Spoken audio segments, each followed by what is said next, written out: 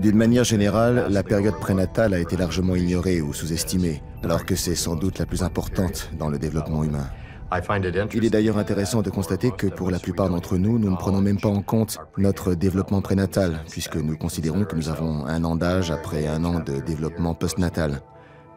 Ainsi, nous ne tenons pas compte de ces 9 mois qui sont certainement les plus importants de notre vie, quand nous donnons notre date de naissance par exemple, ou quand nous indiquons notre âge.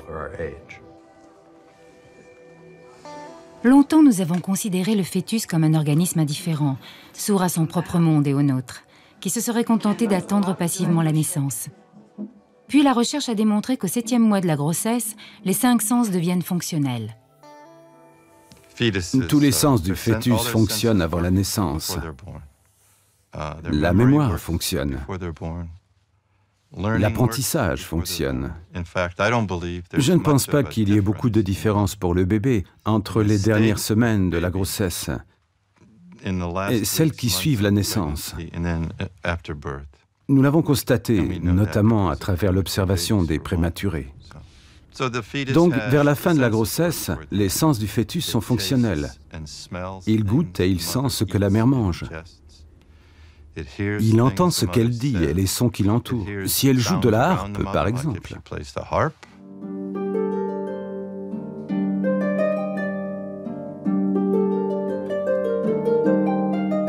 Il est tout à fait imaginable que le fœtus et le nouveau-né aient des capacités que nous n'avons pas.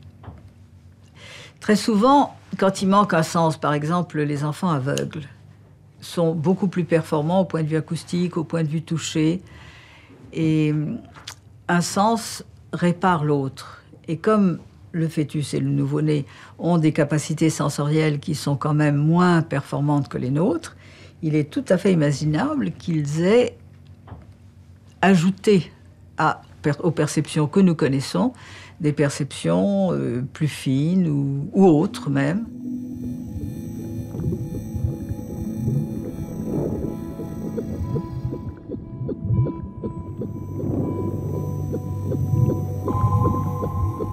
Avec l'éveil de ses sens, le fœtus fait coïncider 2 vies. Celle d'où il vient, un monde liquide et clos qui se déroule dans un temps qui n'est pas le nôtre, et celle où il va, faite d'air et de pesanteur. Quelle relation établit-il entre notre monde et le sien? Combien de temps conservera-t-il le souvenir de cette première vie? Quelle est l'étendue réelle de ses capacités? C'est ce que tente de déterminer la recherche sur le développement humain. C'est parti. Et le petit point fermé. Et le visage, il est juste derrière. Hein, vous avez le cordon et le visage derrière. Maintenant, vous le distinguez mieux. Hein. Elle a l'air d'être mignonne, à part le fait qu'il y a le cordon qui Elle est très mignonne. Vous voyez la lèvre? Oui. Voilà, j'ai débarrassé un petit peu le visage du cordon. Hein. Moi, je le vois comme ça. Je ne sais pas si parce que c'est ma fille, mais je le vois mignon. Voilà, regardez, là, elle bâille. Je l'ai réveillée. Elle fait la grimace. Je l'ai embêtée, elle bâille.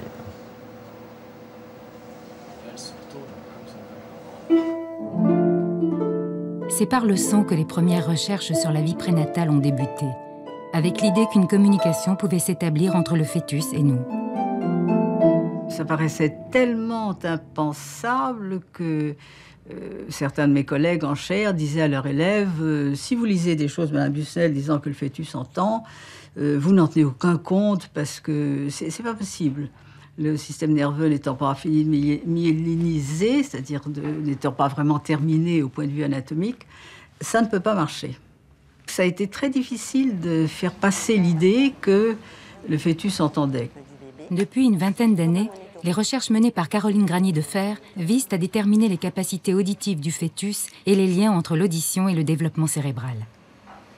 On s'est aperçu qu'il fallait au moins 110 décibels à l'extérieur de l'abdomen maternel, ce qui est un bruit plus élevé encore qu'un marteau-piqueur, pour obtenir 100% d'accélération du rythme cardiaque. C'est ensuite qu'une fois qu'on était très content d'avoir caractérisé à quoi ressemblaient les mouvements du fœtus, les réponses cardiaques, qu'on a un petit peu diminué d'intensité pour voir quelle est l'intensité, cette fois minimum, pour obtenir une réponse, même une réponse toute petite.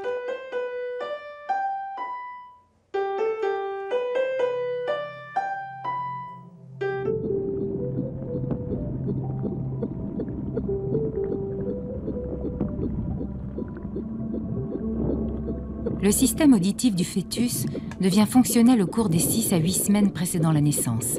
La grande différence avec nous, c'est que les sons qu'il perçoit sont transmis par l'eau, pas par l'air. Faut-il alors comparer son audition avec celle que nous ressentons en plongeant en apnée ?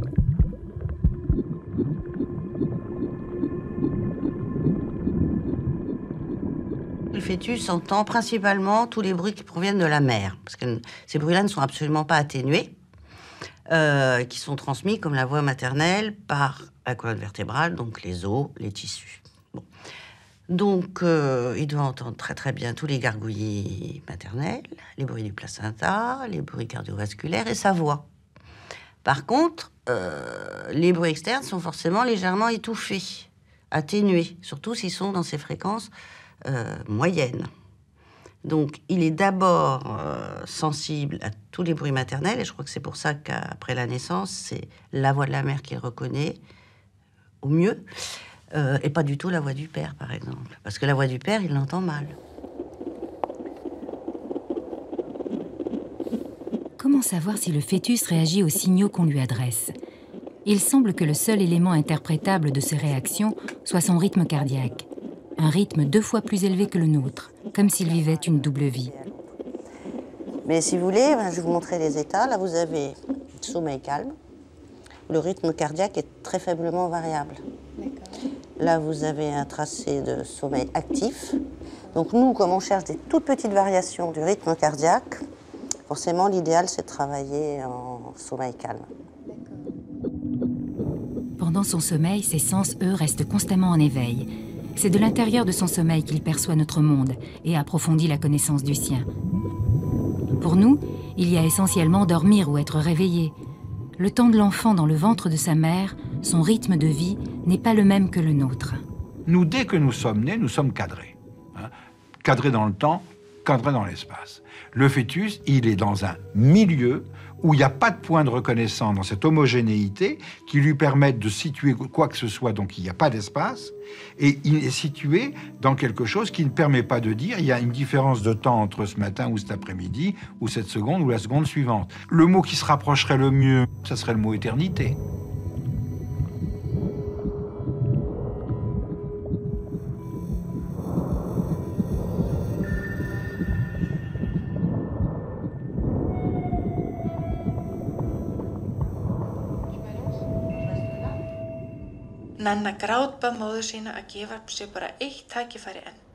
Il entend. Mais sait-il faire la différence entre de la parole, du bruit ou de la musique? C'est l'objet de la recherche en cours.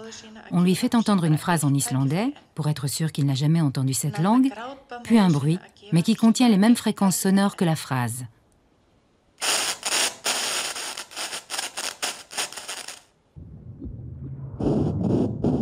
À l'émission du signal sonore, si bébé le perçoit, sa courbe cardiaque se modifie. Si le son perdure, il s'habitue et son rythme retrouve la normale. Si l'on envoie alors un autre signal et que sa courbe cardiaque se modifie de nouveau, les chercheurs considèrent qu'il a distingué 2 sons différents. On sait qu'à partir de 35 semaines, oui, il peut discriminer des hauteurs, donc des sons aigus et graves, qu'il peut discriminer des différences d'intensité, et qu'éventuellement, s'il y a eu un apprentissage, enfin disons une exposition répétée à certains stimuli plus complexes, celles qui correspondent par exemple à des sons de langage, il va être capable de les distinguer. Il semble que les enfants commencent à reconnaître les structures rythmiques des différentes langues avant même de venir au monde. Et je pense qu'ils peuvent le faire parce que leur cerveau recherche les rythmes dans les sons qu'ils perçoivent in utero. Il commence à téter quand même. Ça y est, regardez, il tète. Vous voyez? Voilà, regardez comment il tète. Oh, la classe! Vous voyez le pouce là? Ouais. Et une grosse lèvre. Bougez pas, bougez pas. Pardon.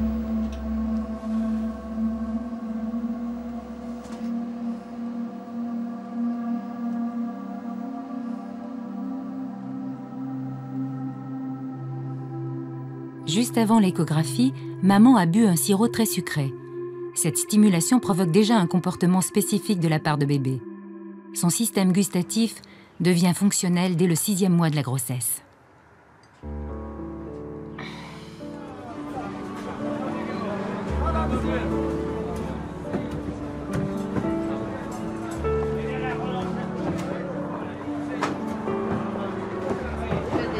la laisser vous éplucher parce que moi j'ai pas les mains propres. Vous pouvez goûter, c'est vous qui en vous avez. C'est bon, on n'a pas beau petit dessert, quelques petites fraises. Ah voilà, c'est bon. Bon, j'en aime aucune.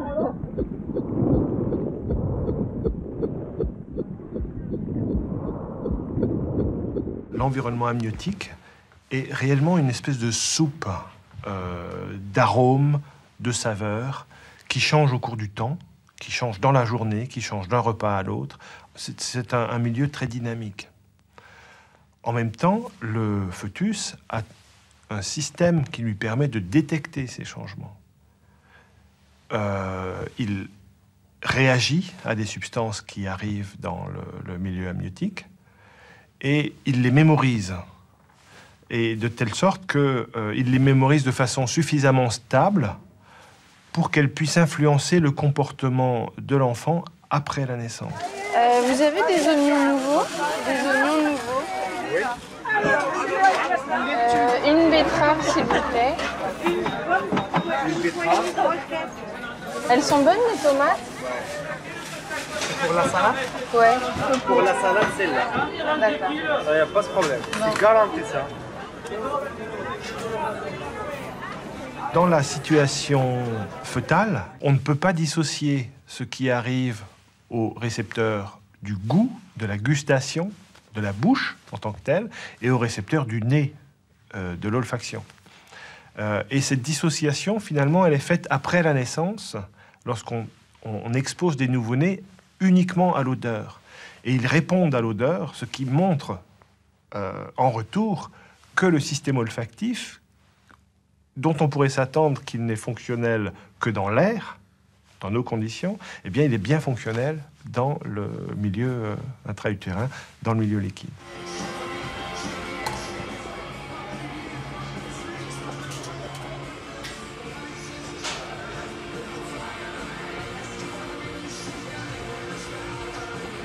Dire, t'as pris les poireaux? L'influence du régime alimentaire maternel est essentielle, puisque c'est la mère, finalement, qui, à travers ses choix alimentaires, va imposer, le fœtus n'a pas le choix, va imposer la palette des odeurs à laquelle il va être exposé. Il a déjà goûté la soupe thaï immangeable. Ils ont dû arrêter la fabrication de ça, parce qu'il y a des clients qui devenaient aveugles. Il me semble évident que des femmes d'Amérique du Sud qui consomment éventuellement du piment et des femmes provençales ou françaises qui consomment plus d'ail vont donner des notes olfactives différentes à leur fœtus et donc marquer au tout début de la vie déjà des tendances de préférence que vont exprimer leur nouveau-né.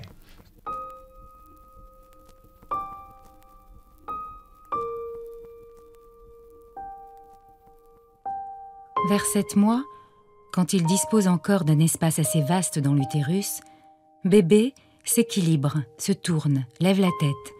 Il semble y avoir une sorte de raison que nous ne connaissons pas à cette chorégraphie.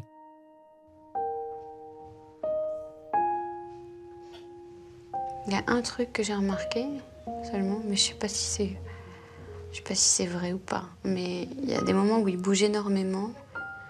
Et pour le calmer, je demande à son père de mettre la main sur le ventre. Et ça nous fait rire à chaque fois parce qu'on se dit qu'il ressent déjà l'autorité du père. Et il se calme à ce moment-là, souvent. Ouais. C'est marrant. Ça arrête de bouger. Enfin, ou alors ça devient plus cool.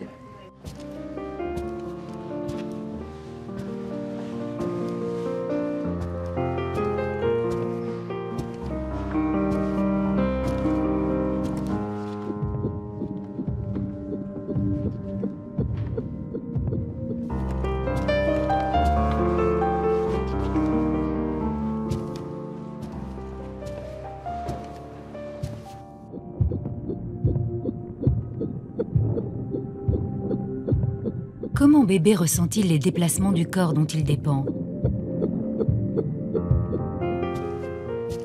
Sa perception lui permet de détecter un mouvement et d'y répondre par le sien. Cette faculté met en jeu 2 systèmes. L'un concerne les muscles, les tendons, les articulations, l'autre, plus subtil, et l'appareil vestibulaire, qui se forme dans le conduit auditif et fait partie de ce que nous nommons l'oreille interne. Bébé in utero vit sous un double registre gravitationnel, le sien et celui de sa mère. L'une de ses différences avec nous. Allez, lance-lui, lance-lui. Oui, c'est bien. Elle se lève pendant un instant, puis elle marche un moment à travers la pièce. Elle revient ensuite et s'immobilise quelques instants, puis elle s'assoit. C'est tout. Ce sont des choses qui se produisent des centaines de fois par jour. Quand elle s'est relevée, le cœur du bébé a fait un bond. Et quand elle s'est mise à marcher, le rythme cardiaque n'a guère changé, juste une légère accélération qui est retombée. J'en déduis que dans la vie courante, si la mère va qu'à ses occupations, le bébé ne réagit pas toujours. Cet enfant fait tout simplement connaissance avec les mouvements de la vie.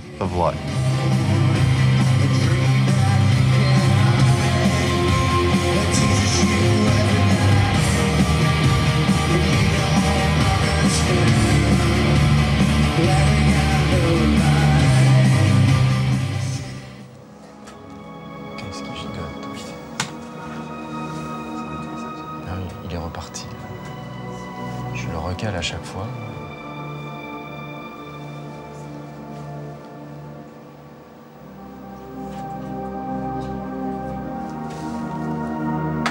Il dort pas.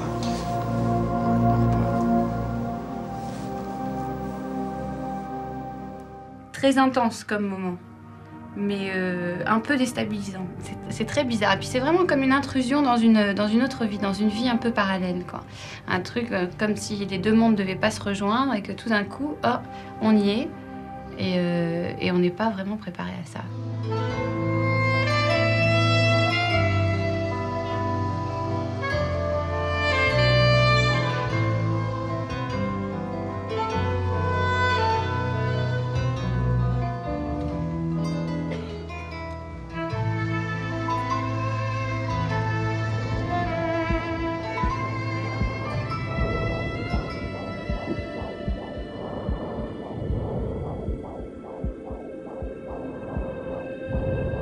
Dans le cadre normal d'une grossesse, ce milieu est l'expression, la concrétisation de la totalité vitale. Alors ça veut dire quoi la totalité vitale? Ça veut dire que le fœtus, quand il est là, il n'est pas comme nous. Là, dans 2 minutes, j'aurai peut-être faim, soif, froid, etc. Je suis dans la modification permanente. Lui, le fœtus, il est dans la permanence de la non-modification. Tous les besoins sont automatiquement, à la nanoseconde près, satisfaits. Je crois que c'est la porte d'entrée dans le mystère. Je vais vous faire toucher la tête. Vous allez mettre vos doigts dans mes doigts, d'accord? Ici et ici. Et vous allez me dire, vous rouspétez pas, hein, d'accord? Voilà. Là, juste comme ça. Voilà, pas trop fort quand même, pour pas faire mal à maman. Vous sentez? Ouais. Et qu'est-ce que vous sentez? Racontez-moi. Oui, il y a une espèce de... Cherchez pas à savoir ce que c'est chez le bébé. C'est comme si je touchais une sphère. Voilà. Et alors, à votre avis? Ah oui, c'est drôle. Pardon, excusez-moi, je découvre en même temps. Oui, j'ai vraiment l'impression de toucher son crâne. Ouais. Exactement. Vous êtes là, de chaque côté, puis vous faites comme ça.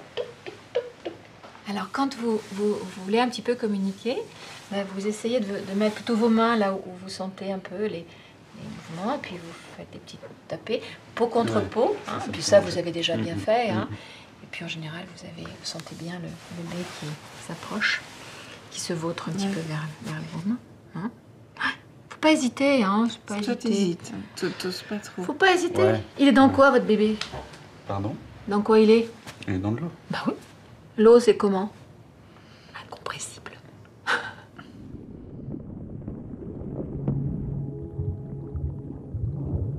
Le liquide amniotique lui communique-t-il des ondes vibratoires comme seul un poisson les ressentirait dans l'eau? Car sa sensibilité tactile fonctionne, et si l'on injecte un peu d'eau froide dans sa mer intérieure, immédiatement le fœtus affiche une forte accélération cardiaque. Alors qu'éprouve-t-il dans son océan? La vie du fœtus, au niveau sensoriel, c'est le ciel étoilé en plein été. Ça brille de partout.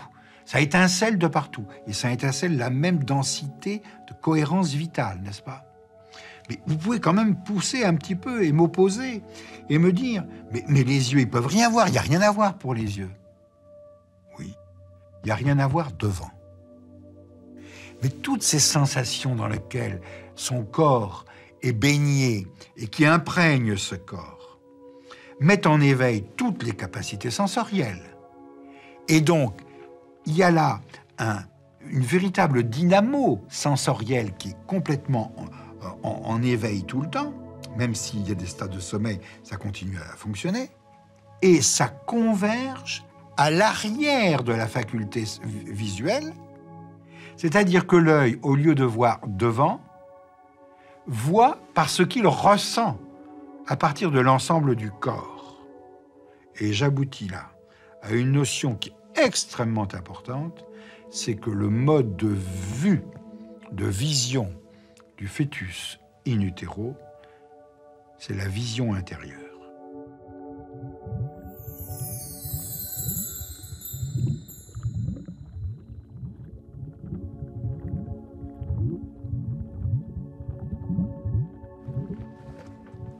Le système visuel pourtant fonctionne. Si une lampe torche est dirigée sur le ventre de maman, bébé réagit aux faisceaux lumineux produits par les photons. Et que voit-il de son monde? Il y a quelques photons qui se promènent et qui passent la barrière de la graisse et de l'eau. Mais enfin, il faut bien voir que ces photons ne peuvent pas faire des formes cohérentes comme ensuite dans l'air, d'accord? Donc, il y a de la stimulation lumineuse, très pauvre, mais il y en a un peu. Et en plus, il y a une stimulation qui est produite par le cerveau lui-même dans les voies de la vision. Mais ce n'est pas une stimulation qui est fabriquée forcément par les photons, c'est une stimulation qui est auto-engendrée par le cerveau.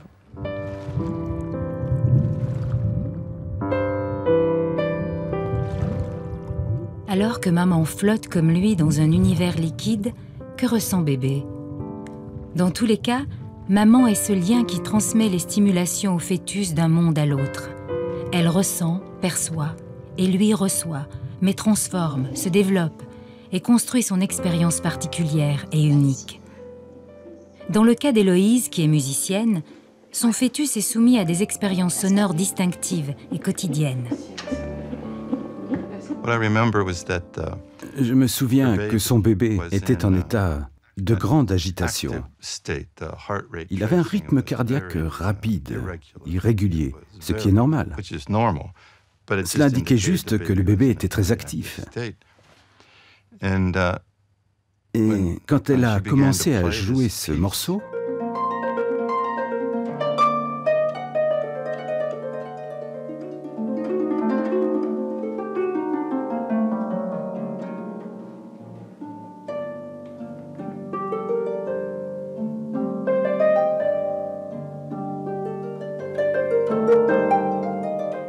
le rythme cardiaque du fœtus est devenu presque plat. Il s'est régularisé, calmé, et le bébé a changé de comportement comme ça. C'était incroyable. Regarde, tu vois? Et là, tu as commencé à jouer cet air. Juste là, regarde. Ah ouais, c'est génial. C'est-à-dire que là, on avait un tracé de sommeil calme, c'est-à-dire un sommeil extrêmement profond, alors qu'il y avait un vacarme, à mon avis pour Onine, énorme, puisque, à mon avis, si on pouvait faire des mesures intra-utérines au moment où la maman joue, il y a au moins du 100-110 décibels in utero. Alors, avec de telle intensité que je vous l'ai dit, 110 décibels, normalement, ce qu'on obtient, c'est un sursaut. Donc, vous voyez que les réponses sont un petit peu à l'encontre de ce qu'on véhicule, c'est qu'en fait, l'enfant ne réagit pas, finalement, au son connu, mais plutôt à la nouveauté.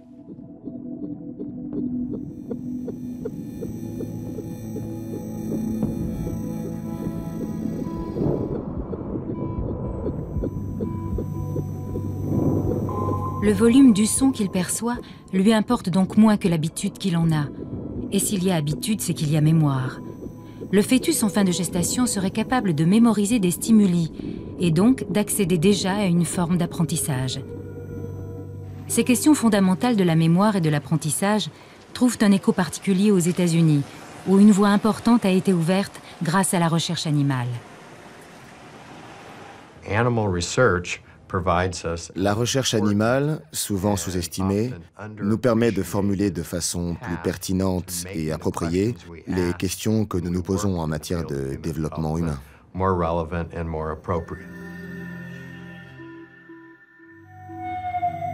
Les recherches menées sur des cailles ont ainsi permis de démontrer que l'embryon peut apprendre un cri maternel donné dont il se souvient après éclosion. Mais surtout, ce cri est appris 4 fois plus vite et il est mémorisé 4 fois plus longtemps si l'on ajoute en même temps que le son un éclair lumineux. En d'autres termes, l'apprentissage est donc plus efficace si 2 sens sont activés plutôt qu'un seul. C'est ce qui nous a poussé à mener les études actuelles avec nos collègues canadiens de Queen's College et à nous demander si cet effet produit par la redondance est aussi valable pour le fœtus humain que pour l'embryon de caille.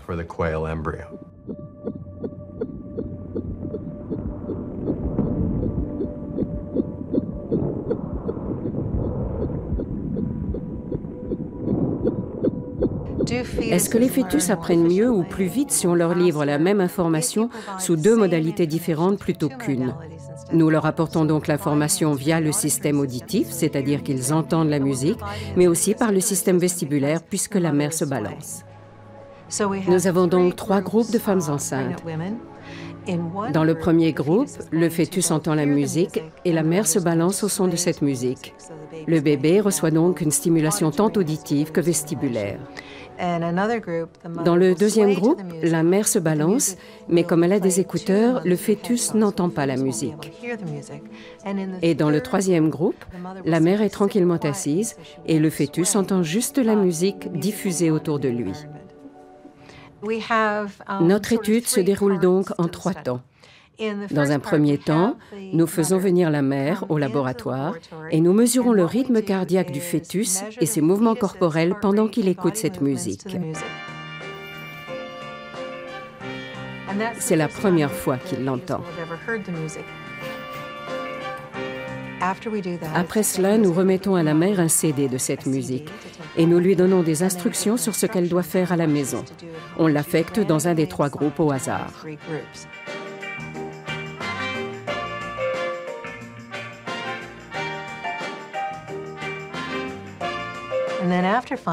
Cinq jours passent et le 6e, elle revient au laboratoire et nous mesurons les battements de cœur du fœtus pour voir s'il a changé de rythme cardiaque en entendant une musique désormais familière, celle que sa mère lui a fait entendre à la maison.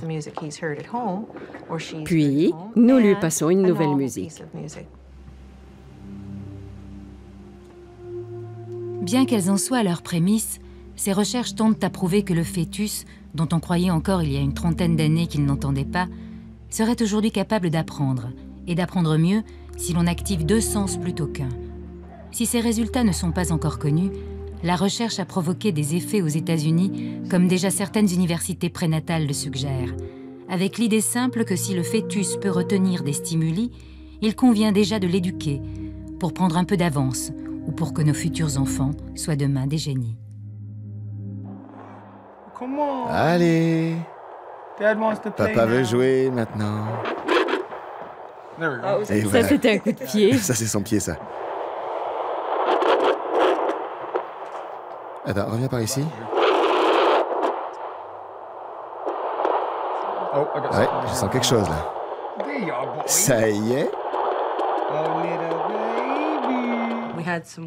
On a acheté des enregistrements de musique classique parce que j'ai entendu dire que quand les enfants entendent ce genre de musique in utero, ils sont un petit peu plus intelligents après la naissance. Alors je m'organise pour qu'à certains moments de la journée, elle entende du Mozart, du Bach. C'est un CD spécialement conçu pour les bébés. Le nourrisson, de même que le fœtus, dispose d'un champ d'excitation optimal et d'un éventail en matière d'expérience optimal lui aussi, qui sont étroitement liés à ce que vivent en moyenne nourrissons et fœtus dans des conditions normales. De sorte qu'en voulant leur fournir de grandes quantités de stimulation ou d'expériences supplémentaires, l'effet obtenu sur le développement du fœtus risque beaucoup plus sûrement de se révéler négatif que positif. Le fœtus est supposé être l'objet d'un certain nombre de stimulations. Stimulation que lui apporte normalement le quotidien ordinaire d'une mère dans le monde.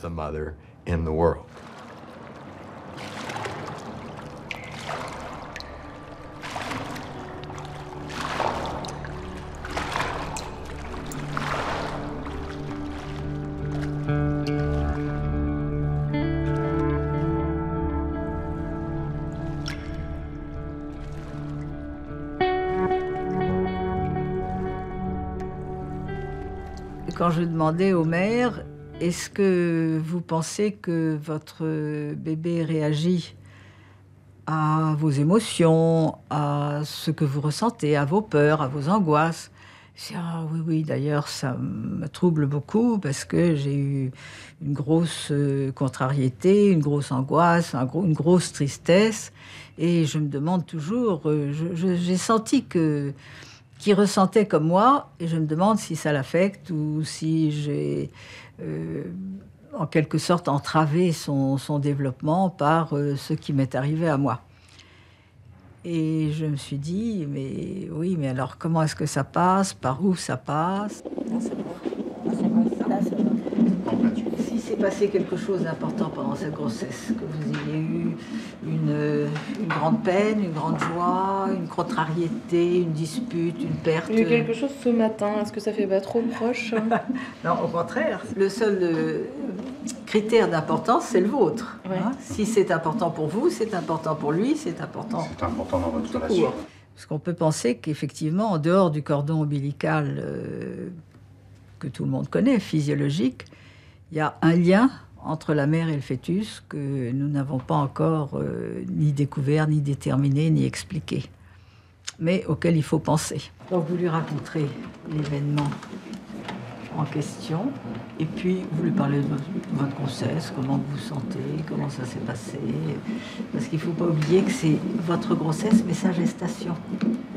Donc ce sont deux points de vue tout à fait différents. Quand vous allez lui parler à lui, on vous laissera toute seule. Hein. Que vous ayez des émotions, de toute manière, vous en aurez. Il faut qu'il s'y habitue. La vie n'est pas un calme plat. Il y a des émotions heureuses, des émotions malheureuses, mais il faut qu'il s'habitue à les gérer. Et il les gère plus facilement s'il sait de quoi il s'agit. Si c'est pas ce qui s'est passé, au moins ce que ça vous a fait à vous.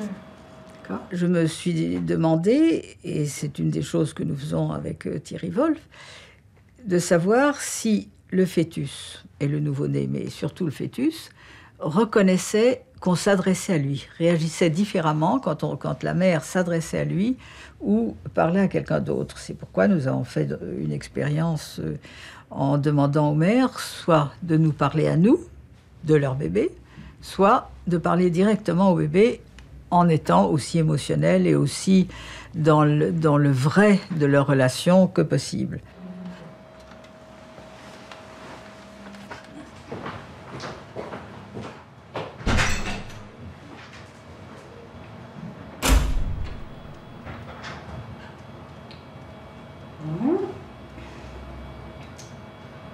Vraiment, on ne s'est pas beaucoup parlé, enfin moi je t'ai pas beaucoup parlé jusqu'à maintenant.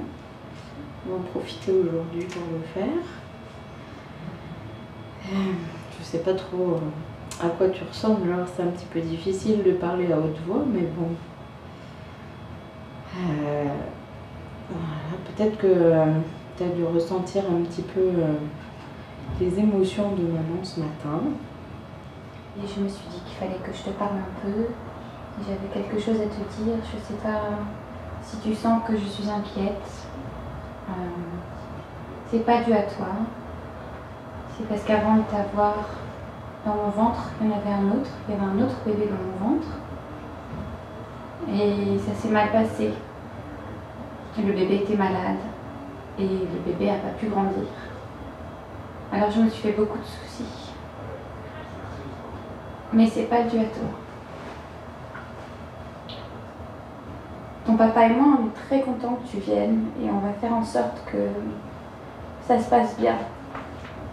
Quand elle s'adresse vraiment à lui et qu'elle lui dit des choses importantes pour elle ou pour lui, il y a très nettement beaucoup plus de réactions, une réaction plus longue et plus importante. C'est-à-dire qu'elle saisit assez bien, Madame Patata. Elle réagit, je ne peux pas vous dire qu'elle saisit, mais en tout cas, elle réagit, elle fait des grands mouvements, et si vous n'avez pas senti les mouvements, c'est que ce sont vraiment des mouvements cardiaques. Ce que l'on peut dire scientifiquement, c'est qu'il y a une réaction. Ensuite, tout le reste après, ça va être de l'ordre de l'interprétation. C'est-à-dire que, est-ce que ça va être une émotion? Est-ce que ça va se traduire sous forme de mouvement, de réaction, de mouvement physique? Est-ce que c'est une émotion agréable? Est-ce que c'est une émotion désagréable? On ne le sait pas. Ce que l'on cherche à montrer, c'est qu'il y a relation, qu'il y a impact, en quelque sorte, qu'il y a quelque chose qui l'enfant traduit par son mouvement, son changement de rythme cardiaque, traduit qu'il se passe quelque chose pour lui. Pour accoucher, il faut absolument que le col s'ouvre et que la tête descende dans le bassin. Sinon, l'accouchement ne se fait pas par les voies naturelles. Il se fait par césarienne. D'accord? Alors, quand vous allez venir au moment des contractions, on va examiner votre col. Hein, on met le doigt, ça fait un doigt. On met deux doigts, ça fait deux doigts. Puis, au fur et à mesure que le col va s'ouvrir, on va dilater avec les mains. Enfin, on va écarter les doigts pour avoir 1, 2, 3, 4, 6, 7, 8, 9, 10 cm. Et au bout de 10 cm, vous imaginez le bébé qui est dans un col roulé, qui arrive à sortir de son col roulé. Le col est à dilatation complète, l'accouchement peut se faire par les voies naturelles. Mais aussi, il faut qu'il descende dans le bassin. C'est pas une mince affaire, le bassin. Regardez un peu comment c'est fait. C'est un bassin de taille normale, ça. D'accord? Ce sont des os qui sont soudés entre eux. Et vous avez, je limite avec ma main droite, l'entrée du bassin. Avec ma main gauche, la sortie. Le bébé doit rentrer dans le bassin et sortir par là. D'accord? Si on regarde bien, c'est pas un rond tout rond. Ni là, ni là. D'accord? Donc il faut qu'il s'engage dans un certain sens, qu'il tourne et qu'il sorte. Comme s'il était dans un toboggan vers la fin. D'accord? Il s'engage, il tourne, et puis hop, ils vont descendre dans le vagin, et puis hop, faire une rotation autour du pubis. D'accord? Voilà un petit peu comment ça va se passer. C'est long à faire, bien sûr. C'est pas si facile que ça.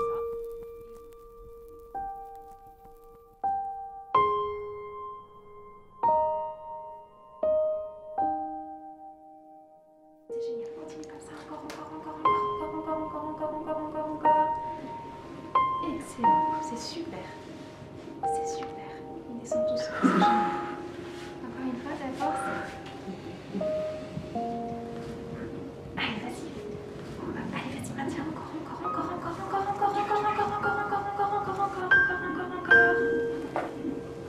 Super, très très bien.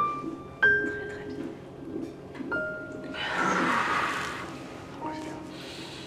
Voilà, ça c'est génial, c'est très très bien. Encore.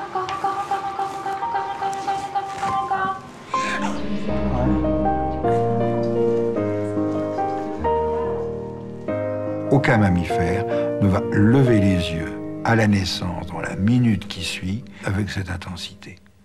Donc nous devons nous poser la question, qu'est-ce qui s'est passé pendant la vie fétale? Nous savons que nous avons une partie de notre cerveau, le cortex, la partie la plus développée, qui n'est pas programmée génétiquement. Nous avons, pendant la vie prénatale, un stock de neurones pour lesquels il n'y a pas de programme. Des neurones libres. Ces neurones se connectent entre eux du fait de l'expérience qu'ils sont en train de vivre dans un milieu inaltérable, homogène, celui de la totalité vitale. Et là où la totalité vitale est pour les autres espèces la totalité d'un organisme, elle devient maintenant celle d'un organisme psychique chez l'homme. Ce qui fait que nous ne sommes plus de la lignée animale, puisque nous ne sommes plus pareils, et que désormais, nous allons naître avec un besoin que n'a pas mon cœur, mon poumon ou mon rein, mais un besoin qu'a ce psychisme qui vient de se construire in utero, un besoin de totalité.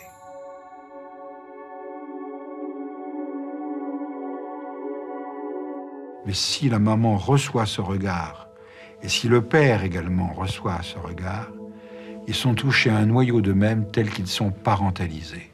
On peut devenir parent en 30 secondes quand on reçoit ce regard, et on le reçoit pour la vie. Et à partir de ce moment-là, on ne peut pas faire défaut à l'enfant. Ils se sont tous. Hein? Ils Ouais, se ils se sont tous. J'y crois pas.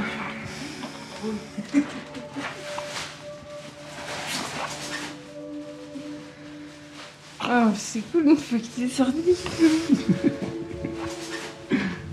Maman? Bon, je crois que t'es un petit-fils. Non, là, juste il y a une demi-heure.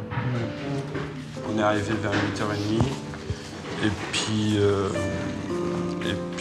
elle a eu pas mal de contractions et tout. Il a un peu la tête en panne de sucre, mais je crois que comme tous les nouveau-nés. Bon, un peu, mais on dirait que c'est frisé, c'est un peu bizarre.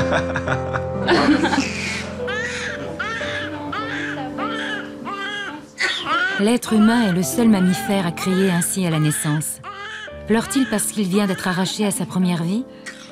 Il sait qu'il vient au monde et qu'à partir de cet instant, il n'aura pas d'autre choix que de s'adapter.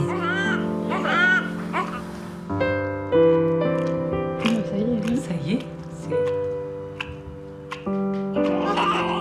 Absolument tout change. Le sens de l'ouïe, effectivement, il n'y a plus que le tympan qui donne le son, en quelque sorte, qui réagit au son, à la voix, au lieu d'avoir effectivement tout un ensemble de récepteurs qui passent par la peau, qui passent par des voies qu'on ne connaît pas forcément. C'est la même chose pour le toucher, c'est un toucher direct.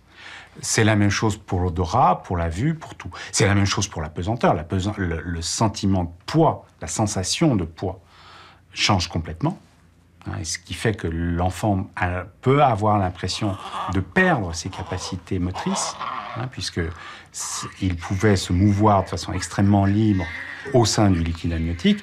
À l'extérieur, l'apesanteur fait qu'il n'a pas encore les muscles suffisamment formés, forts, pour retrouver cette motricité. Il y a effectivement un changement complet. Donc tout ce qui va pouvoir lui donner des points de repère, de continuité entre avant et après la naissance sont extrêmement importants. Et la voix des parents, le toucher des parents, la relation avec les parents va être ce trait de continuité, en fait. Ça va.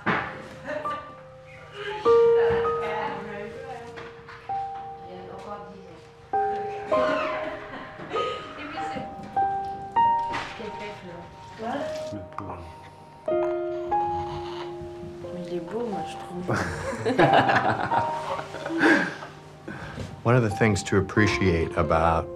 L'une des choses dont il faut tenir compte à propos du nouveau-né au moment de son arrivée au monde, c'est qu'il s'agit d'un sujet relativement naïf, en ce sens qu'il n'a pas l'expérience de ce monde.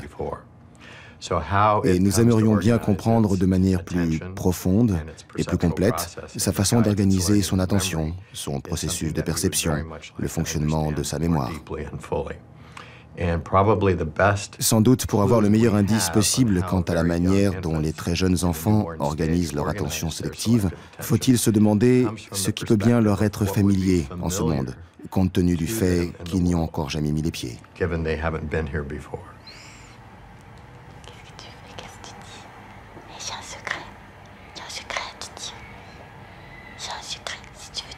Manger. Je peux t'en donner encore, j'en ai encore. J'ai un sucré, ça t'intéresse? Oh, ça t'intéresse même pas. Bébé est guidé dans sa venue au monde par la voix et l'odeur de sa mère. Parmi les perceptions qui sont les siennes, quelles sont celles dont il va aussi se servir et dont il aurait en somme la mémoire? Toutes ces sonorités perçues in utero ont-elles laissé une trace? Pour Ondine, la petite fille d'Héloïse, la question se pose tout particulièrement.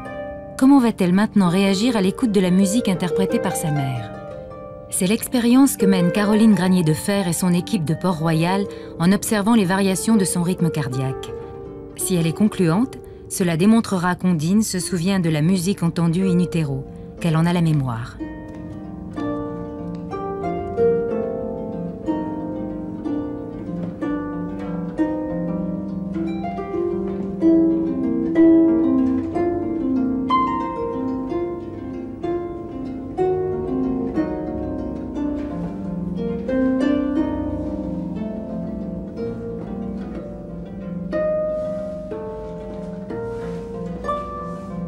J'ai l'impression qu'au moment où tu fais des crescendo, tu deviens très ample, qu'il y a une stabilisation du rythme cardiaque. Parce que là, il y a eu 2 grands crescendo. Et effectivement, et à ces moments-là, tu vois, le tracé devient très très peu variable, ici et ici. Ce qui s'est passé pour Ondine, c'est qu'après la naissance et après une période où elle n'a pas entendu de harpe, puisque sa maman s'est gentiment prêtée à notre expérience et a essayé de ne pas en jouer en sa présence, a présenté des décélérations cardiaques qui correspondaient à peu près à chaque crescendo dans le morceau. Donc elle est restée en sommeil calme, elle ne s'est pas réveillée, mais par contre elle a présenté plusieurs réponses d'attention qui correspondaient à chaque fois au crescendo dans le morceau de harpe. Et ce qui s'est passé avec Ethan, quand on lui a diffusé ce morceau de harpe, donc après sa naissance, à la même intensité que pour Ondine, donc le même volume, Ethan, lui, s'est réveillé, s'est mis à crier et à pleurer. Il n'a pas tellement apprécié. Qu'est-ce qu'il t'a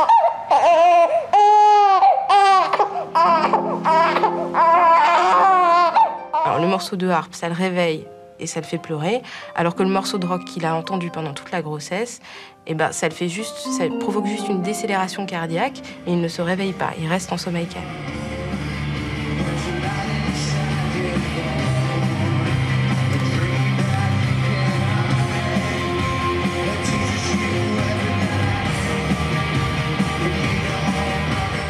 Et là, il s'est réveillé, il a pleuré. Il a commencé à plisser les yeux, à devenir un peu rouge. On voyait que c'est vraiment... C'est clair, dès que tu mets de l'harpe, il pleure. Ah ouais. Et puis après, tu pouvais plus le calmer. C'est insupportable pour lui. Comme... Ceci dit, c'est chiant, là. Ça, je comprends. Rien ne nous permet, scientifiquement, de dire que c'est ce son-là qui agit. Je propose d'être prudent et de dire c'est ce son-là en tant qu'il a été intégré au milieu prénatal et a fait partie de l'environnement sonore, gustatif ou autre du milieu prénatal. Et quand c'est retrouvé, il y a un apaisement. Quand une maman met son enfant sur sa poitrine, c'est pas autre chose que la même expérience, où il ressent l'odeur, la chaleur, la parole, les ondes vibratoires, etc., la rondeur du sein, etc.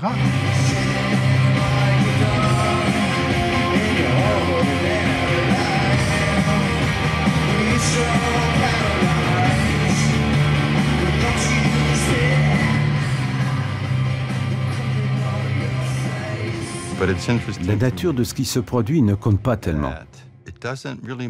En quelque sorte, cela ne signifie rien pour eux. Cela se produit, c'est tout. Mais après la naissance, s'ils sont de nouveau confrontés à l'événement, on a l'impression qu'ils l'aiment bien, que ça les calme en quelque sorte, comme avec Héloïse à la musique. Ça les attire, ils y prêtent attention. Ils ne trouvent pas ça désagréable, ça ne leur fait pas peur. En fait, ça leur plaît. Je pense que les expériences prénatales fournissent une sorte de marchepied. C'est un point de départ, parce que ce n'est que le début de l'histoire. Les bébés ont toute une vie devant eux, avec de nouvelles expériences. Mais la vie commence dans l'utérus, la vie individuelle, avec des souvenirs individuels.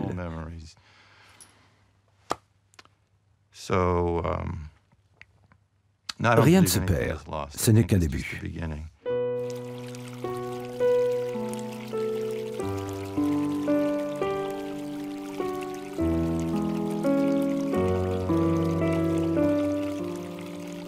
C'est un commencement qui met bébé devant une foule de nouveaux événements perceptifs. C'est le cas par exemple de la vision, pour laquelle il lui faut acquérir la perception du mouvement, des couleurs et la précision de l'image. Et ce qu'il découvre aujourd'hui n'a aucune commune mesure avec ce qu'il a pu percevoir dans le ventre de sa mère. C'est la question fondamentale du rôle de nos perceptions. les modalités sensorielles appréhendent le monde de manière très très spécifique. On ne peut pas entendre par ses yeux, on ne peut pas voir par ses oreilles, et on ne peut pas... Alors voir avec les mains, c'est autre chose, bien sûr, ça c'est une métaphore. Bon. Mais voilà, donc il y a des spécificités qui fait que pendant des siècles, sinon des millénaires, en tout cas pendant des siècles, on s'est demandé, mais comment on arrive à faire en sorte que l'objet qu'on touche, l'objet qu'on entend, l'objet qu'on voit, c'est quand même le même objet. Comment se fait-il qu'on donne une unité au monde? Et c'était quand même une interrogation extraordinaire. Donc pour le bébé, la question qui s'est posée, c'est est-ce qu'on le fait à la naissance ou est-ce qu'on le fait plus tard? Est-ce que vraiment il faut beaucoup de rencontres avec l'environnement pour arriver à unifier nos sens? Tu n'es pas content? Si. Ah. Noam, qui n'a pas plus de 40 heures, participe à un test. Est-il déjà capable de reconnaître avec la vue un objet qu'il a seulement touché auparavant? En d'autres termes, quelle est la capacité de son cerveau à transférer une information d'une modalité à une autre, d'un sens à un autre, ici, d'une perception tactile à la vision? Le bébé va extraire une information avec une modalité, bon, la main, en l'occurrence, ou la bouche, peu importe, c'est une modalité tactile. Il peut avoir une idée du poids, il peut avoir une idée de la texture, il peut avoir une idée de la forme, mais il n'a pas une idée de la couleur, il peut avoir une idée de la taille, du volume, des choses comme ça, mais c'est quand même assez spécifique. Donc il doit retenir un certain nombre d'informations, et puis quand il voit l'objet en visuel, il doit comparer les informations qu'il a en mémoire avec ces informations nouvelles et ces informations qui correspondent ou qui ne correspondent pas. Donc c'est quelque chose de transfert intermodal de très très très compliqué.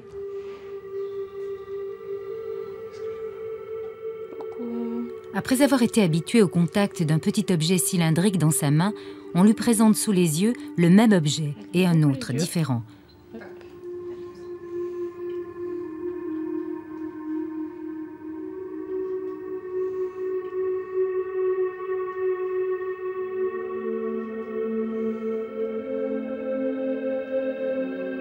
Dans 98% des cas, le nouveau-né ne regarde que quelques secondes l'objet qu'il a déjà touché, comme s'il l'avait reconnu, et il fixe son regard sur l'objet nouveau.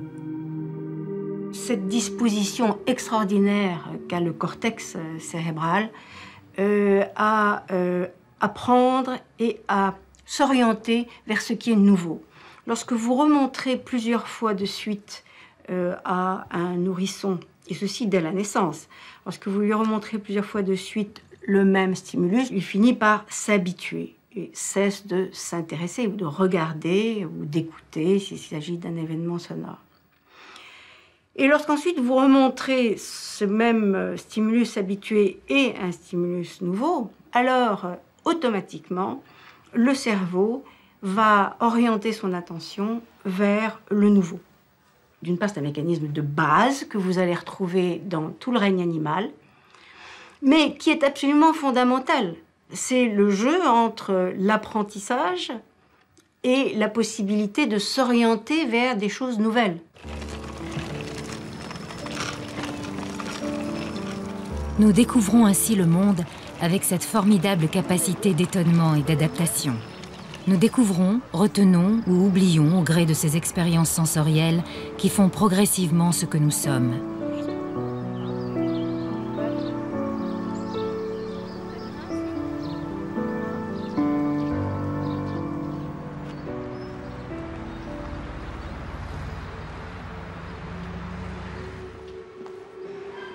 À l'université René Descartes à Paris, des recherches sur la vision sont en cours. Comment bébé peut-il arriver à différencier les visages de ceux qui l'entourent avec le système visuel qui est le sien? Comment distinguer ce qui est familier de ce qui est différent? Voilà, pour vous surtout. Regarde. Alors, on va essayer de te montrer des jolies choses. Oh oui. Comment interroger bébé? Comment le questionner? En observant ses mouvements de tête et le temps de regard qu'il consacre à telle ou telle image. Dans le cas de la reconnaissance d'un visage, on lui présente plusieurs fois le même visage, puis un autre, différent.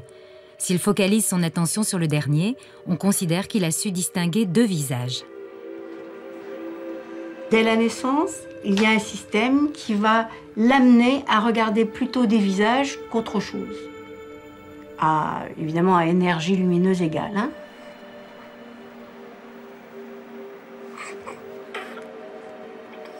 On a montré que les nouveau-nés étaient capables de non seulement discriminer des visages entre eux, mais également des visages d'autres espèces. Par exemple, entre de chimpanzés ou de gorilles ou des choses comme ça. Le nourrisson est capable de s'adapter aux visages qu'on lui propose et de les différencier, quelle que soit leur nature. La richesse de cette capacité d'ouverture au monde fait défaut à l'adulte, qui lui ne différencie plus que les visages qui l'entourent.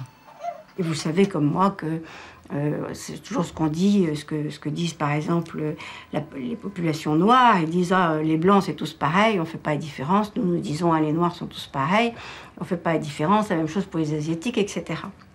Et ça vient de ce même phénomène que pour la langue. C'est-à-dire que d'abord vous avez un système qui s'adapte à peu près à tout, qui n'est pas terriblement performant, hein, mais il peut s'adapter à tout. Et puis, progressivement, à la fois, il devient très performant, très minutieux, très rapide, mais en même temps, il se spécialise sur ce sur quoi il a été entraîné. Alors ça, qu'est-ce que ça veut dire? Ça veut dire que le cerveau dispose de systèmes qui sont préorganisés, mais très élémentaires, qui ensuite vont être modifiés par l'expérience elle-même. Et ça, c'est une chose très importante. C'est absolument fondamental, cette histoire, parce qu'on voit comment, à ce moment-là, l'élevage et l'offre de l'environnement vers l'enfance, que l'expérience qui va être offerte à l'enfant joue un rôle fondamental.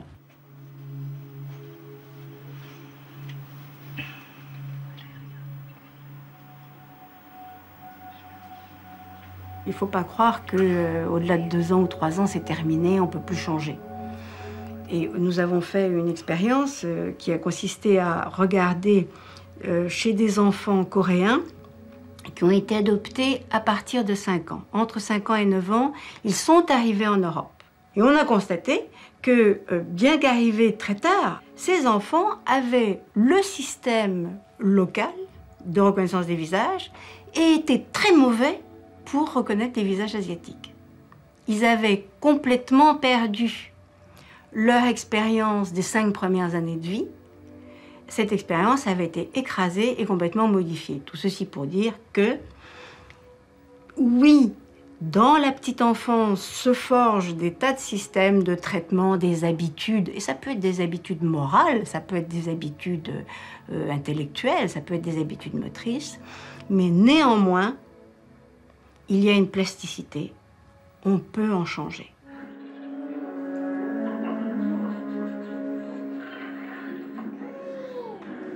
Mais pourquoi il veut le diamant, le pingouin? Pour être riche?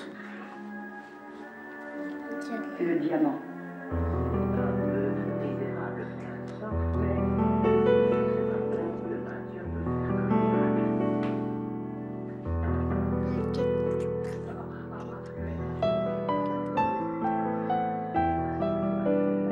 L'expérience du regard de bébé dans son apprentissage de la vie intéresse beaucoup les chercheurs, car elle est aussi le reflet de son adaptation à la complexité du monde. Que se passe-t-il lorsque l'on introduit le mouvement et l'action? À l'Université de Floride, aux États-Unis, de drôles d'expériences sont menées sur le sujet.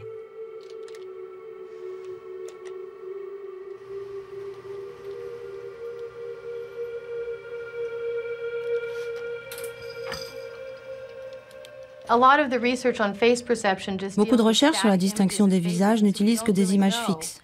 On ne sait donc pas trop ce qui peut se passer avec des visages de gens occupés à faire quelque chose comme parler.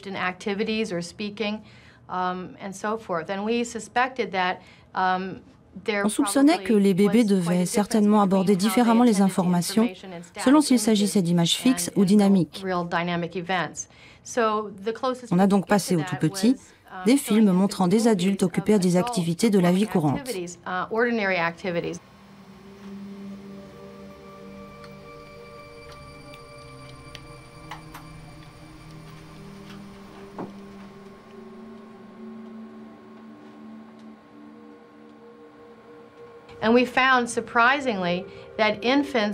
Étonnamment, on a trouvé qu'à 5 mois, ils pouvaient détecter un changement d'activité, mais pas un changement de personne. Ils étaient si intéressés par l'activité qu'elle les absorbait complètement. Ce n'est pas qu'ils sont incapables de discerner le visage de quelqu'un, occupé à faire quelque chose, mais ce n'est pas ça qui retient leur attention. On a voulu vérifier en faisant un arrêt sur image de la personne en train de se brosser les cheveux.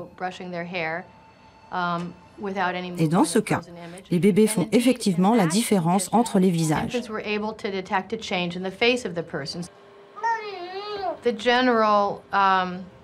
Il faut donc retenir que les tout-petits sont très intéressés par l'action et le mouvement. Dès leur plus jeune âge, ils prêtent attention aux actions et à l'utilisation des objets.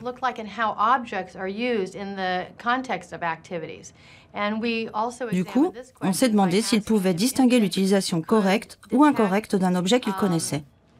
The correct versus the incorrect use of common objects that they've seen.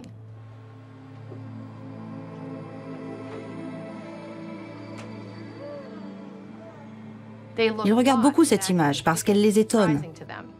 Ils font donc attention à la façon dont l'objet est utilisé dans l'action.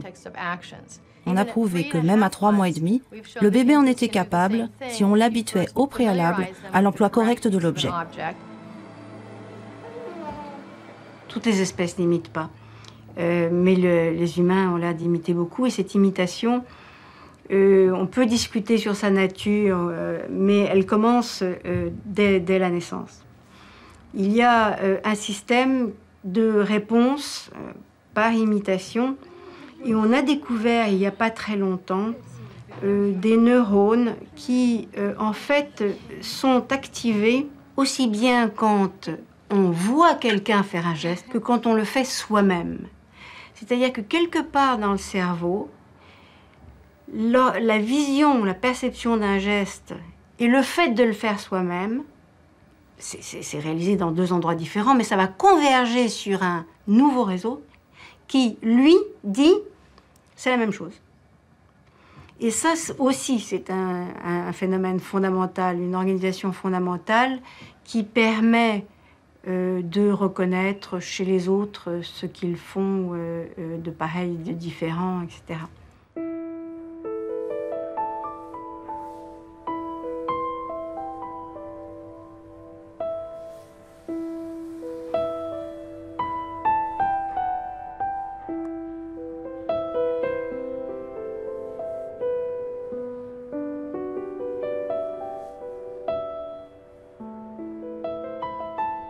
Et il faut des marches d'escalier pour descendre dans la cave du rêve.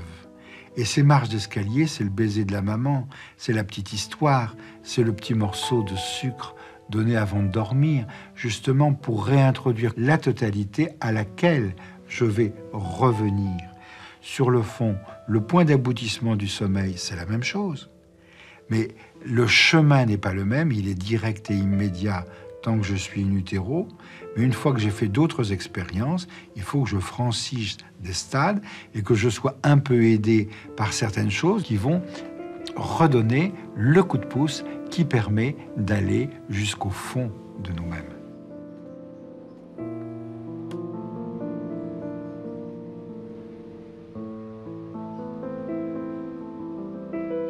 Le nourrisson passe le plus clair de son temps à dormir. Quelle est la nature de ce sommeil? Quelle est sa fonction? Les recherches menées sur le sujet ont mis en lumière des différences notables avec le sommeil de l'adulte, notamment dans les phases dites de sommeil agité ou paradoxal, pendant lesquelles l'activité cérébrale est particulièrement élevée. Cette activité pourrait être le reflet du travail qu'effectue le cerveau pour assimiler les expériences quotidiennes. Ça favorise la maturation et le développement du cerveau. Et c'est ce qui explique que chez le fœtus et chez le nouveau-né à terme, ce sommeil paradoxal est en très très grande quantité. Le nouveau-né qui naît à terme a 8 heures de sommeil paradoxal alors que l'adulte n'en a que 2 heures sur les 24 heures. Voilà, il va passer en sommeil agité. Ah, dis donc, il passe vite. Hein. Les mimiques comme... Oui, voilà, ça c'est plutôt les mimiques de sommeil agité.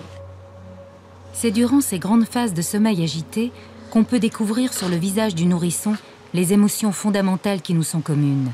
Joie, souffrance, colère, peur, dégoût, surprise.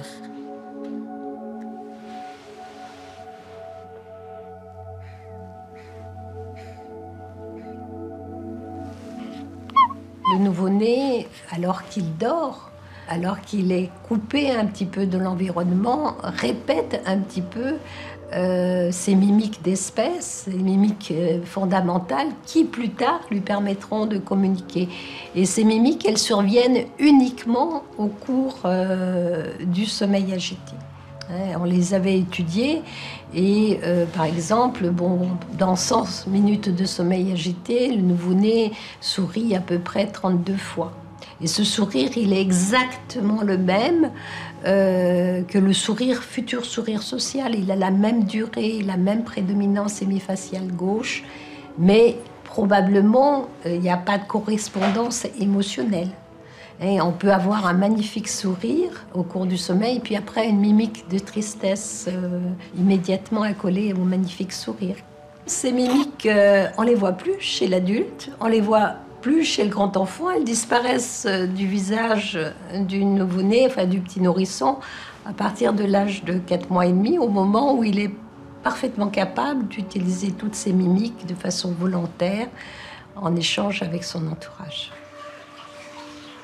Le sommeil agité du nourrisson pourrait ainsi être le reflet de la confrontation entre ce qui relève de l'instinctif, inscrit dans notre patrimoine génétique, et de ce qui relève de l'expérience quotidienne, comme s'il fallait ajuster périodiquement nos comportements innés avec la réalité du monde.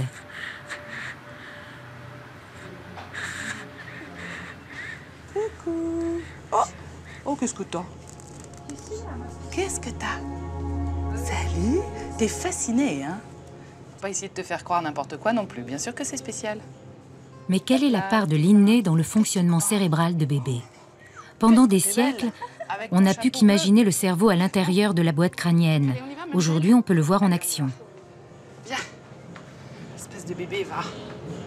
T'es mignonne. Totalement indolore, mais encore réservée essentiellement aux chercheurs, ces techniques ne sont que depuis très peu de temps appliquées à l'observation du cerveau du nouveau-né.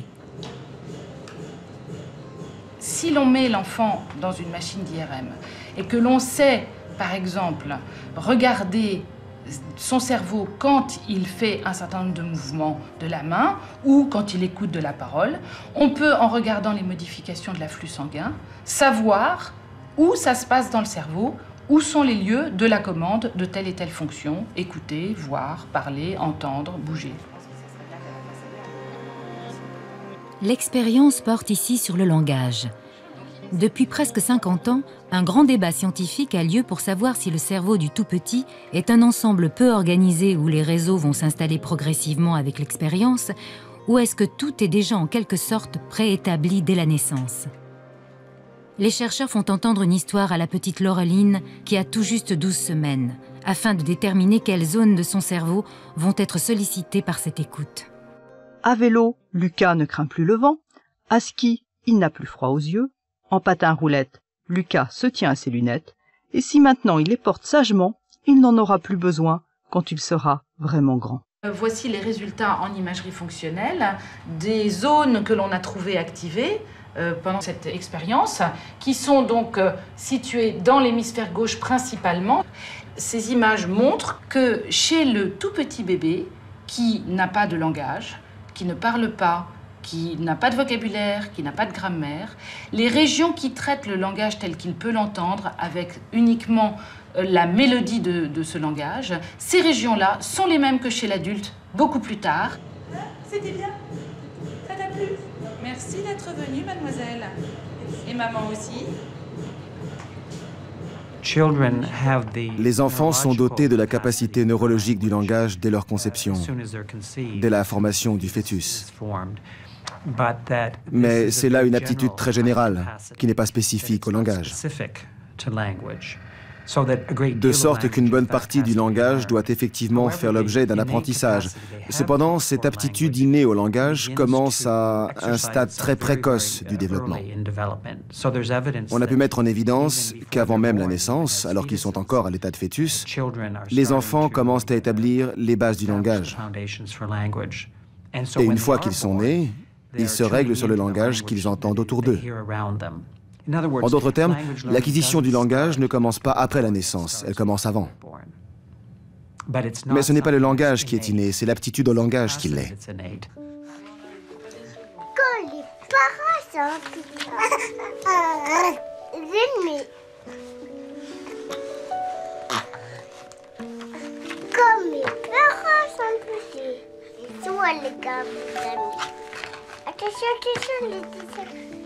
La confirmation de capacités cérébrales innées pour le langage ouvre à la recherche de nouvelles perspectives. Comment s'opère l'acquisition de la langue?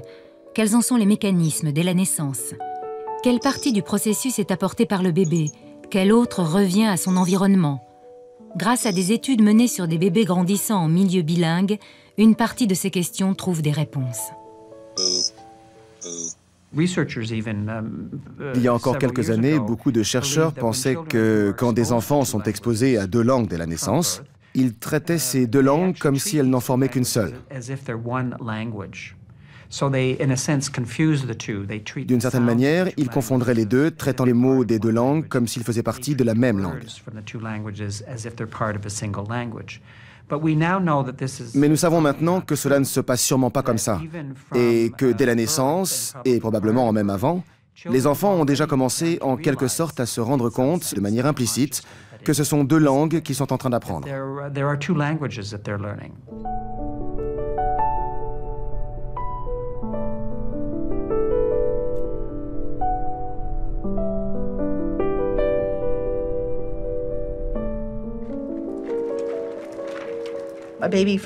Ainsi, un bébé dont la mère n'a parlé qu'anglais avant sa naissance sera capable de différencier l'anglais du français, ou même l'italien du néerlandais.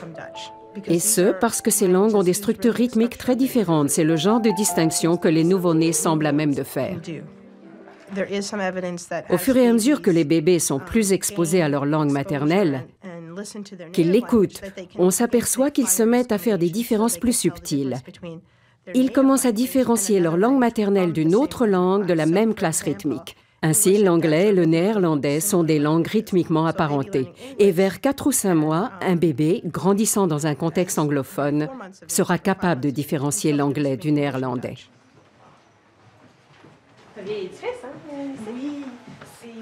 Quand on observe des enfants bilingues, on remarque qu'ils babillent de façon différente selon la personne avec laquelle ils se trouvent. Ainsi, dans le cadre de nos recherches, nous avons été amenés à étudier des enfants qui apprennent l'anglais avec un parent et le français avec l'autre. En analysant leur babil au moment où ils sont avec le parent anglophone, on s'aperçoit qu'ils babillent exactement comme des enfants anglophones. Si vous les observez quand ils babillent avec leurs parents francophones, ils le font bel et bien comme des enfants francophones. Donc, dès ce stade précoce, on constate que, d'une certaine manière, ils savent que leur environnement est fait de 2 langues différentes. Oh! Tu te demandes qu'est-ce qui se passe? OK. Bon, ben, fait que je vais vous expliquer un petit peu, dans le fond, les fondements scientifiques, dans le fond, un petit peu de notre expérience. Fait que nous autres, on est un département d'orthophonie. Fait que pour comprendre le développement anormal du langage, on étudie le développement normal. L'une des compétences que bébé doit acquérir pour l'apprentissage du langage, c'est d'arriver à fractionner en mots le flux ininterrompu de la parole. Pour savoir s'il en est capable vers 8 mois, on lui fait donc écouter une histoire dans laquelle un même mot est répété plusieurs fois. Pas trop attention aux guitares. On voit plusieurs guitares avant de choisir. C'est le regard de bébé vers la lumière qui déclenche le son. Et tant qu'il la regarde, il entend l'histoire. On note ainsi ses temps d'attention.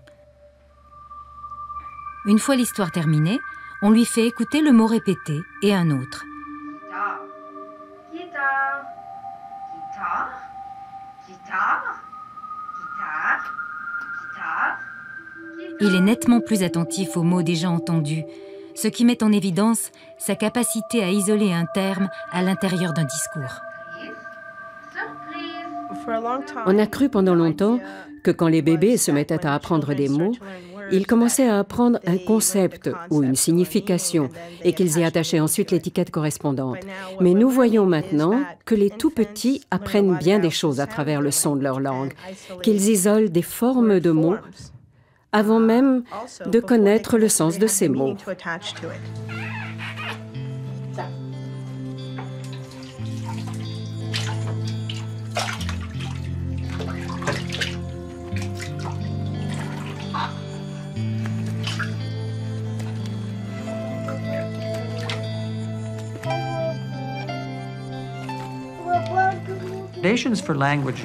Les notions d'acquisition du langage s'établissent en fait en même temps que se développent également chez l'enfant d'autres systèmes cognitifs et affectifs.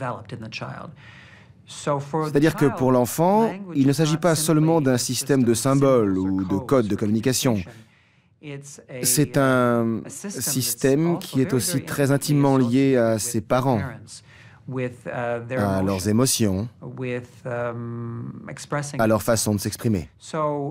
Il y a donc, à mon avis, un lien très étroit entre le langage et les langues, et l'état émotionnel de l'enfant, ses sentiments et l'opinion qu'il a de lui-même. Bouh. Bouh. Bouh. Oh, elle me plaît, tu me plais, tu me plais. Je suis complètement amoureuse. Petit oiseau, là. Hein?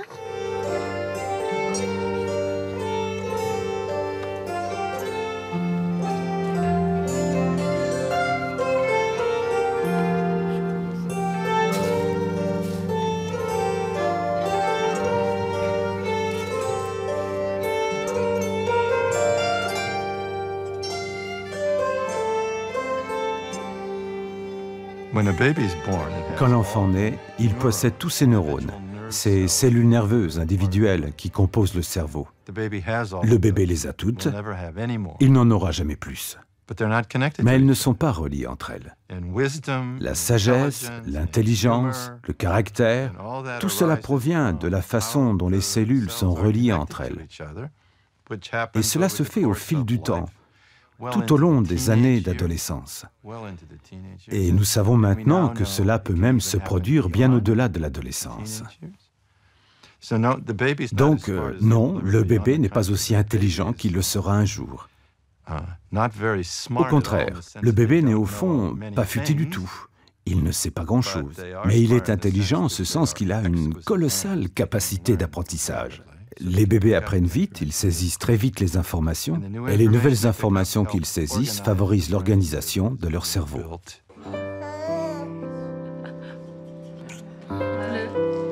C'est incroyable. Il y a son père, il y a son frère. Finalement, je trouvais qu'il y avait une ressemblance avec son frère quand on avait fait. Donc c'est un héritage de famille. Claire et net. Bonjour, comment vas-tu? Regarde ta petite copine, Laurie. Je vais t'installer un peu comme ça. C'est des mois? Le vrai chat? Non, non, pas du tout. Personne dans cette pièce n'a encore terminé sa naissance. Ni moi, ni vous. La naissance ne se termine pas. Le jour où elle s'arrête, ça s'appelle la dépression. Si je ne suis pas tout le temps en train de naître, la naissance ne peut pas être un acquis. Bon, c'est un acquis cortical dans la mesure où le logiciel cérébral change. Mais est-ce que cet acquis peut dire un jour « ça y est, j'ai fini mon travail, tout est en place » ?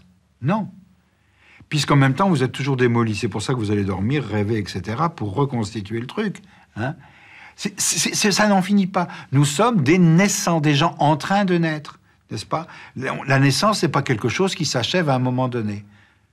Elle est perpétuelle. Et celui qui a la naissance perpétuelle en lui, sent qu'il a une âme, sent qu'il est vivant, sent qu'il est un homme. Et celui qui ne l'a pas est un déprimé, un mélancolique, tout ce que vous voudrez, etc. Mais vivre, c'est assurer sa naissance perpétuelle.